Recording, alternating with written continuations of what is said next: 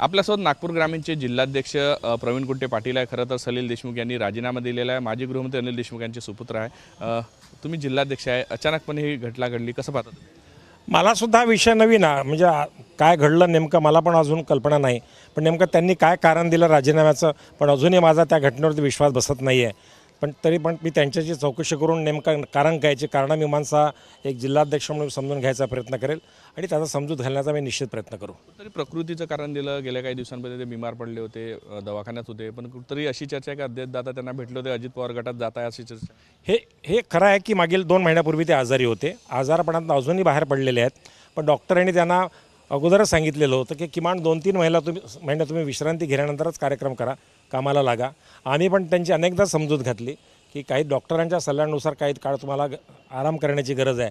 त्यामुळे होऊ शकतं कदाचित त्यांना तब्येतीच्या कारणासह त्यांनी जर काही निर्णय घेतला असेल तर कदाचित मला याची कल्पना नाही। पण यात आराम करासाठी तसेही करू शकले असते, त्यांनी यावर कुठली काही मोठी पदाची जबाबदारी नव्हती आणि सक्रिय सदस्य पदाचा राजीनामा देऊन कुठेतरी दुसऱ्या पक्षात जाण्याचे संकेत आहे। मला असं काही वाटत नाही, म्हणजे काय त्यांनी जे काही कारण दिलं तब्येतीचं ते कारण अगदी उघड आहे, सगळ्यांना माहिती आहे त्यांची तब्येत अतिशय नाजूक अवस्थेतनं ते हॉस्पिटलच्या बाहेर पडलेत आणि डॉक्टरांनी ज्याप्रमाणे त्यांना एक मेडिकल ॲडवाईस केला आहे त्यामुळे कदाचित त्यामुळेच त्यांनी कुठला तरी निर्णय घेतला असेल आणि ते पक्ष वगैरे सोडतील, मला असं या बाबतीत यावर माझा विश्वास नाही। अनिल बाबूंना सुद्धा याची कल्पना होती का? मला वाटतं अजून या संदर्भामध्ये अनिल बाबूंशी माझी चर्चा झालेली नाही। आता तुमच्याचकडनं मला माहिती मिळाली की काल परवा आम्ही वारंवार सातत्यानं तुम्हाला सांगत होतो की आम्ही काँग्रेस पक्ष वगळता आणि भाजपला वगळून तिसरी आघाडी करतो आहे आणि आम्ही तिसरी आघाडी नगरपंचायत आणि नगरपालिकांच्या निवडणुकी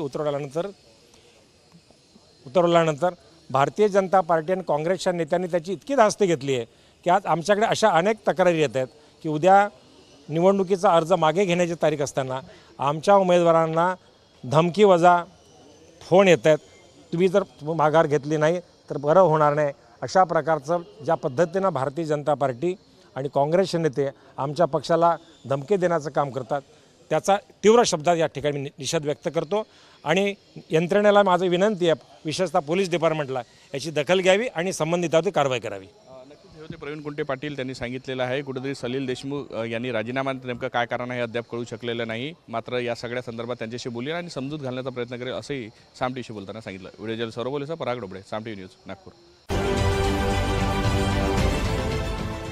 देश विदेशातील प्रत्येक घडामोडींचे लाईव्ह अपडेट मिळवण्यासाठी आता साम टीव्हीच्या सर्व सोशल मीडिया प्लॅटफॉर्मला लाईक, फॉलो आणि सबस्क्राईब करा। तसंच सर्व नोटिफिकेशनसाठी बेल आयकॉन प्रेस करायला विसरू नका।